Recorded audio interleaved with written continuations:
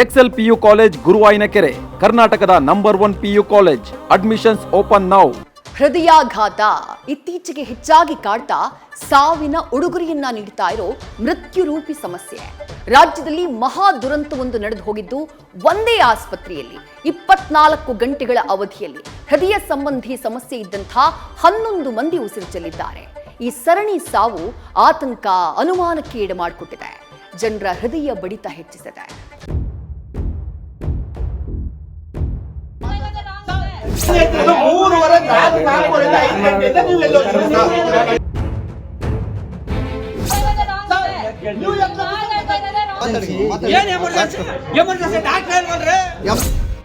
ಈ ಸಾವು ಅನ್ನೋದು ಯಾರಿಗೆ, ಯಾವಾಗ, ಹೇಗೆ ಬರುತ್ತೆ ಅಂತ ಹೇಳೋಕಾಗಲ್ಲ. ಈ ಮಧ್ಯೆ 11 ಮಂದಿ ಸರಣಿ ಸಾವಿಗೆ ತುತ್ತಾಗಿರೋದು ಇಡೀ ರಾಜ್ಯವನ್ನೇ ಬೆಚ್ಚಿ ಬೀಳಿಸಿದೆ. ಒಂದೇ ದಿನ 11 ಮಂದಿಯ ಜೀವಕ್ಕೆ ಯಮಪಾಶ ಬಿಗಿದಿರೋದು ಹಲವು ಅನುಮಾನಕ್ಕೆ ಕಾರಣವಾಗಿದೆ.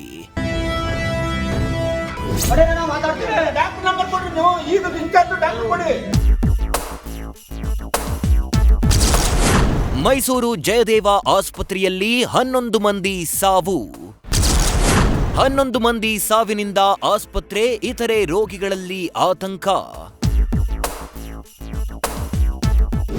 ಮೈಸೂರಿನ ಜಯದೇವ ಆಸ್ಪತ್ರೆಯಲ್ಲಿ ಚಿಕಿತ್ಸೆ ಪಡೆಯುತ್ತಿದ್ದ 11 ಮಂದಿ ದಿಢೀರ್ ಸಾವನ್ನಪ್ಪಿರುವುದು ಆತಂಕಕ್ಕೆ ಕಾರಣವಾಗಿದೆ. ಹೃದಯ ಸಂಬಂಧಿ ಕಾಯಿಲೆಯಿಂದ ಬಳಲ್ತಿದ್ದ 11 ಮಂದಿ ಪೈಕಿ ನಿನ್ನೆ ಬೆಳಿಗ್ಗೆ 4 ಮಂದಿ, ರಾತ್ರಿ 6 ಮಂದಿ, ಇಂದು 2 ಸಾವನ್ನಪ್ಪಿದ್ದಾರೆ.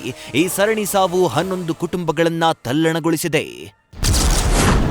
80 ವರ್ಷದ ಸೈಯದ್ ಆರಿಫ್ ಪಾಷಾ, 40 ವರ್ಷದ ಹರೀಶ್ ಬಿಆರ್, 65 ವರ್ಷದ ಬಾಲಶಂಕರ್, 70 ವರ್ಷದ ಸಂಶನ್ನೀಶಾ, 54 ವರ್ಷದ ರಾಜು, 70 ವರ್ಷದ ನಿಂಗೇಗೌಡ, 58 ವರ್ಷದ ಮಸೀನಾ ಬಾನು, 55 ವರ್ಷದ ಗೋಪಾಲ್ ರಾಜು, 80 ವರ್ಷದ ಬೈರೋಜಿರಾವ್, 43 ವರ್ಷದ ಸುಹಾಲ್ ಖಾನ್, 79 ವರ್ಷದ ನೀಲಿ ಮೃತ ದುರ್ದೈವಿಗಳಾಗಿದ್ದಾರೆ.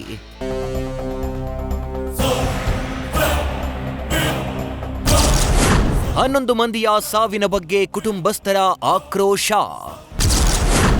ಇದಕ್ಕೆ ಆಸ್ಪತ್ರೆ ನಿರ್ಲಕ್ಷ್ಯವೇ ಕಾರಣ ಅಂತ ಆರೋಪ.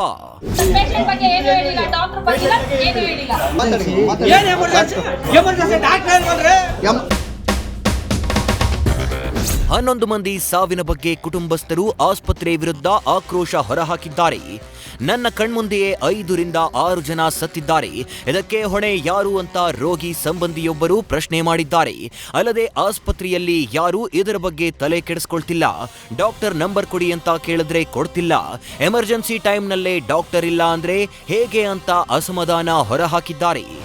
ಆದರೆ ಎಲ್ಲ ಪೇಷಂಟ್ ಬರ್ತಾ ಇದ್ದಾರೆ. ICUನಲ್ಲಾಗಲಿ 4 ಗಂಟೆ ಮೇಲೆ ಒಬ್ಬರು ಡಾಕ್ಟ್ರು ಒಳಗಡೆ ಯಾರೂ ಇಲ್ಲ, ಯಾರೂ ರೆಸ್ಪಾನ್ಸಿಬಲ್ ಕೊಡ್ತಾ ಇಲ್ಲ. ಡಾಕ್ಟ್ರ್ ಕರೀರಿ ಅಂದರೆ ಯಾರೂ ಕರೀತಾ ಇಲ್ಲ, ಡಾಕ್ಟ್ರ್ ನಂಬರ್ ಕೊಡಿ ಅಂದರೆ ಯಾರೂ ಡಾಕ್ಟ್ರ್ ನಂಬರ್ ಕೊಡ್ತಾ ಇಲ್ಲ.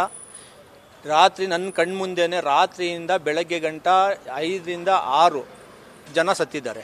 ಇದಕ್ಕೆ ಹೊಣೆ ಯಾರು ಸರ್? ಎಮರ್ಜೆನ್ಸಿ ಟೈಮಲ್ಲಿ ಡಾಕ್ಟ್ರ್ ಇಲ್ಲ ಅಂದರೆ ಇವನ್ನ ಏನು ಅರ್ಥ ಏನು? ಡಾಕ್ಟ್ರ್ ಇಲ್ಲ ಅಂದರೆ ಇವಾಗ ತೀರೋಗ್ಬಿಟ್ಟು ಅಂದರೆ ಡಾಕ್ಟ್ರ್ ಇಲ್ಲದ ಕಾರಣ ತಾನೇ ತೀರೋಗ್ಬಿಡ್ತಾ ಇರೋದು. ಇವಾಗ ರಾತ್ರಿ ಒಂದು 21 ರಿಂದ 22 ವರ್ಷದ ಹುಡುಗ ಬಂದಿದ್ದಾನೆ. ಬೆಳಗ್ಗೆ ಡೆಡ್ ಬಾಡಿ ತಗೊಂಡೋಗಿದ್ದಾರೆ. ಏನು ಹೇಳಿ? ಒಂದು ಇವಾಗ ನೋಡಿ, ರಾತ್ರಿ 3:30 4 ಗಂಟೆಗೆ ತೀರಿರೋದು, ಇವಾಗ ಗಂಟೆ ಒಂದು ಡೆಡ್ ಬಾಡಿ ಕೊಟ್ಟಿಲ್ಲ ಇನ್ನೂ ಅಲ್ಲಿ.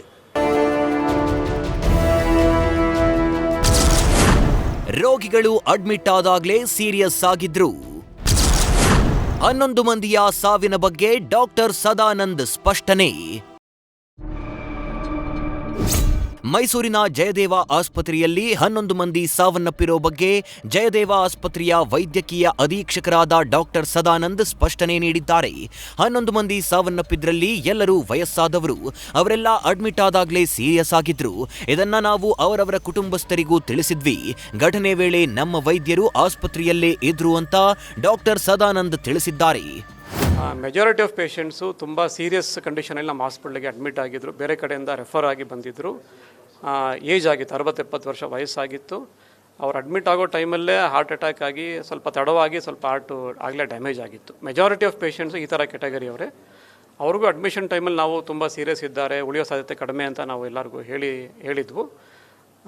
ಅಂಥವ್ರು ತೀರ್ಕೊಂಡಿದ್ದಾರೆ. ಹಾಗಂದು ಮಾತ್ರಕ್ಕೆ ಪ್ರತಿ ದಿವಸ 11 ಜನ ಸಾಯ್ತಾರೆ ಅಂತಲ್ಲ. ಆಮೇಲೆ round the clock any time ನೀವು ಬಂದು ಕ್ರಾಸ್ ಚೆಕ್ ಮಾಡಬಹುದು. ರೌಂಡ್ ದ ಕ್ಲಾಕ್ ಡಾಕ್ಟರ್ಸ್ ಇರ್ತಾರೆ. ಕ್ಯಾಶುಯಾಲಿಟಿನಲ್ಲಿ ಇಮಿಡಿಯೇಟ್ಲಿ ಅಟೆಂಡ್ ಮಾಡಲಿಕ್ಕೆ ಒಬ್ಬರು ಡಾಕ್ಟರ್ ಇರ್ತಾರೆ. ICCU ಒಳಗಡೆ ಎಂಟ್ರ್ ಆದ ಕೂಡಲೇ ಅಲ್ಲಿ ರೌಂಡ್ ದ ಕ್ಲಾಕ್ ಒಬ್ಬರು ಸೀನಿಯರ್ ಡಾಕ್ಟರ್ ಇರ್ತಾರೆ. ಮತ್ತು ಅದರ ಮೇಲೆ ಒಬ್ಬರು consultant round the clock duty ಮೇಲೆ ಇರ್ತಾರೆ. ನಿನ್ನೆ ರಾತ್ರಿನೂ 3 ಜನ ಡಾಕ್ಟರ್ಸು ಡ್ಯೂಟಿಯಲ್ಲಿದ್ದರು. ರೀ ಆನ್ ಸ್ಪಾಟ್ 1 ಲ್ಯಾಕ್ ಬೇಕಾ ನಾನು ಇಡ್ತೀನಿ. ಡಾಕ್ಟರ್ ಎಲ್ಲಿದ್ದಾರೆ ಇವಾಗ?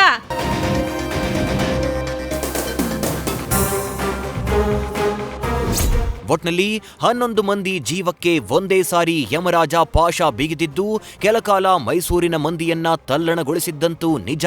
ಆಸ್ಪತ್ರೆಯಲ್ಲಿ ಎಲ್ಲವೂ ಸರಿಯಿದ್ದು ಆಯಸ್ಸು ತೀರಿಯೇ 11 ಮಂದಿ ಅಂತ್ಯ ಕಂಡ್ರ ಅಥವಾ ನಿಜವಾಗಲೂ ವೈದ್ಯರಿಂದ ನಿರ್ಲಕ್ಷ್ಯ ಆಗಿದ್ಯಾ ಅನ್ನೋದೇ ಸದ್ಯಕ್ಕೆ ಉಳಿದಿರೋ $1 ಮಿಲಿಯನ್ ಪ್ರಶ್ನೆ.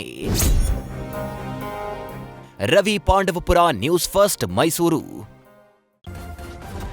ನ್ಯೂಸ್ ಫಸ್ಟ್ ನಿರ್ಭೀತಿಯಿಂದ ನಿಮ್ಮ ಪರವಾಗಿ.